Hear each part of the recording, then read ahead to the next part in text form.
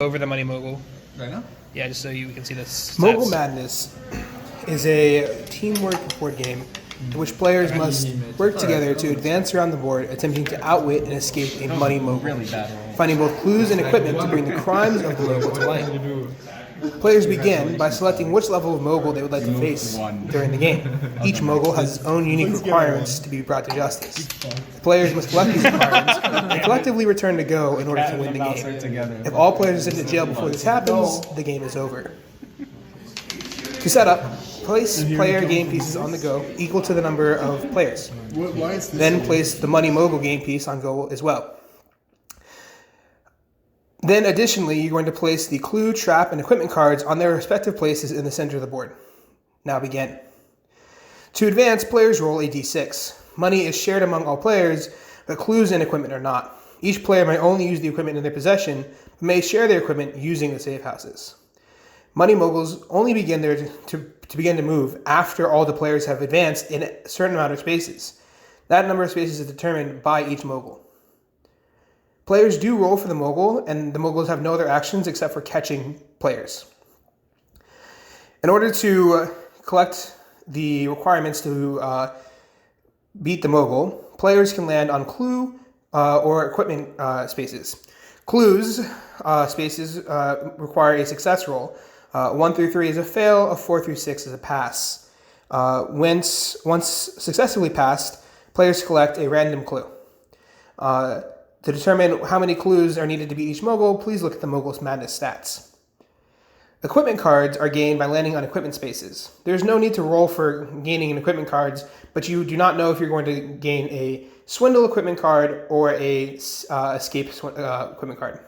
Escape equipment cards are used to escape the boss, whereas swindle equipment cards are used to steal money for the boss so that you may bribe the news station in order to have them run the story about why the mogul has been cheating the system. Now, moguls do have traps placed throughout the board to ensure that the player is sufficiently hindered.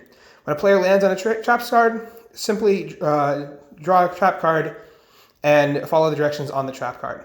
Once followed, the player shuffles the trap card back into the trap card pile. If a player lands on a swindle space, assuming they have a swindle card, equipment, they may choose to swindle. To swindle, players roll a d6.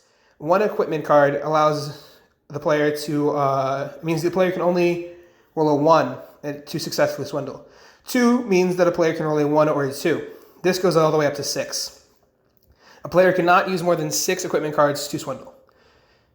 Additionally, for each unique equipment card used, the amount of money swindled is increased.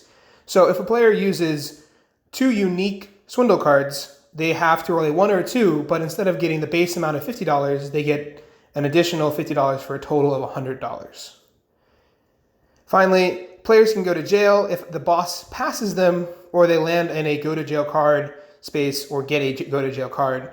Players are stuck in jail until released, either from a player landing on free parking, releasing all players currently in jail, or a player landing on just visiting, in which case they may pay either a $200 $50 fine or one equipment card fine.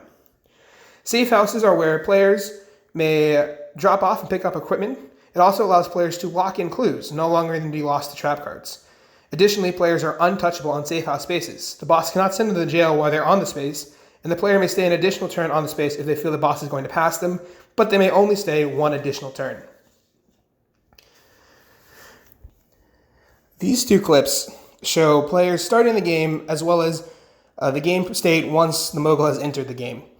As you can see, players are progressing on the board, collecting either equipment cards, clue cards, or trap cards based off of where they land. Additionally, once the mogul passes players, you can see them proceed to jail either because they don't have an equipment card or if they do, stunning the boss for 1 turn. I hope you enjoyed this Let's Play of Mogul Madness.